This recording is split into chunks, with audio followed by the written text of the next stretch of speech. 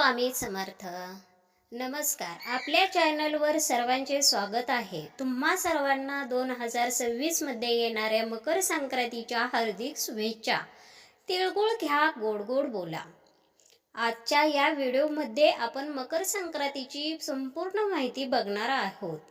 यामध्ये यावर्षी संक्रांत कशावर आली आहे, कोणत्या रंगावर आली आहे, त्यामुळे आपल्याला कोणता रंग वर्ज करायचा आहे आणि तसेच संक्रांत काळात कोणती कामे करावी आणि कोणती कामे करू नये, संक्रांतीचे वाहन, वस्त्र, शस्त्र, वय, नाव, दान काय द्यावे आणि संक्रांती काळात कोणकोणत्या गोष्टी केल्या जातात, या सर्व गोष्टींची माहिती आज आपण बघणार आहोत.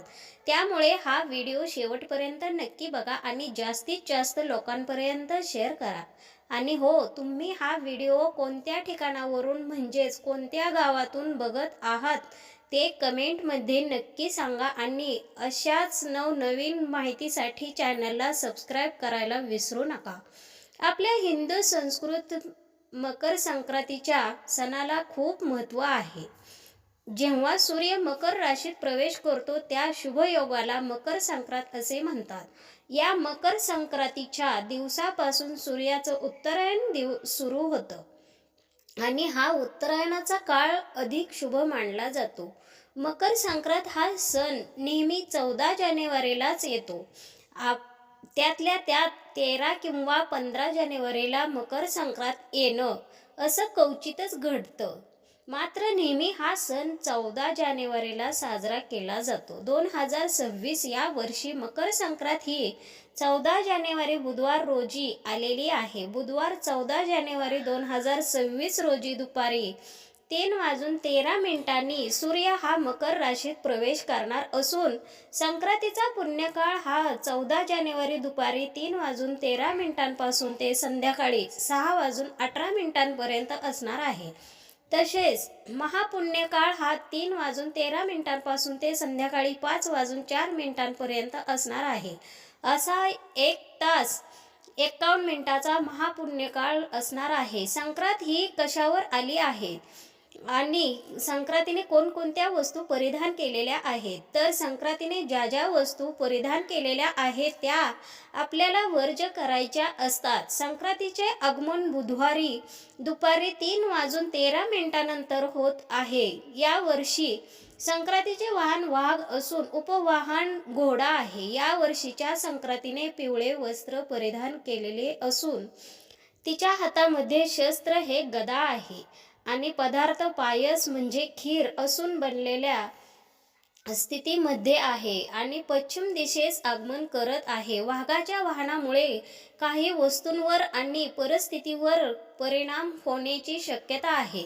ज्योतिषशास्त्रानुसार यामुळे सोने, चांदी, तांदूळ आणि डाळी यांच्या दरात वाढ होण्याची शक्यता असते. तसेच यामुळे काही राजकीय आणि सामाजिक उलथापालथाची चिन्हे देखील दर्शवली जातात. संक्रांतीच्या काळात दान धर्माला खूप जास्त महत्त्व आहे. तर पर्व काळात द्यायचे दान, वस्त्रदान, भांडी, अन्नधान्य, फळे, गाय इत्यादी यथाशक्ती दान द्यावे. तसेच संक्रांतीच्या काळात झाडे तोडणे, बोलताना कठोर शब्द वापरणे आणि तामसिक पदार्थ खाणे वर्ज करावे. संक्रांतीच्या काळात लोक हे पवित्र नद्यांमध्ये जसे की गंगा, यमुना, गोदावरी या नद्यांमध्ये स्नान करतात आणि तिळगुळ, खिचडी, ब्लँकेट आणि उबदार कपड्यांचे दान देखील करतात. तिळगुळ हा महाराष्ट्रात तिळगुळ घ्या, गोड गोड बोला असे म्हणत तीळ आणि गुळाचे लाडू वाटल्या जातात, जे आरोग्यासाठी खूप फायदेशीर असतात. मकर संक्रांती काळात सूर्य हा धनु राशीतून मकर राशीत प्रवेश करत असतो, ज्याला सूर्याचे उत्तरायण सुरू झालं असं म्हणतात.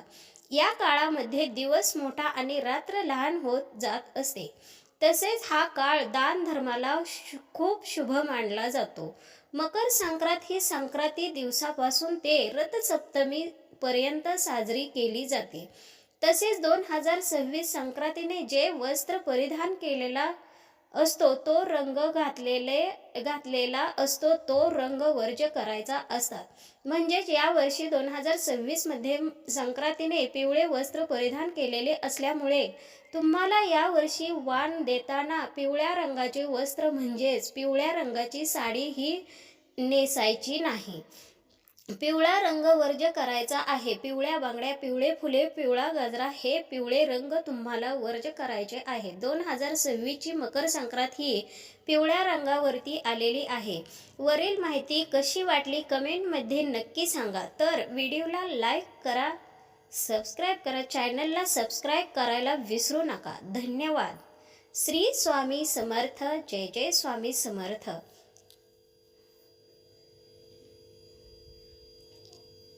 व्हिडिओ आवडला असेल तर नक्की सबस्क्राईब करा. धन्यवाद.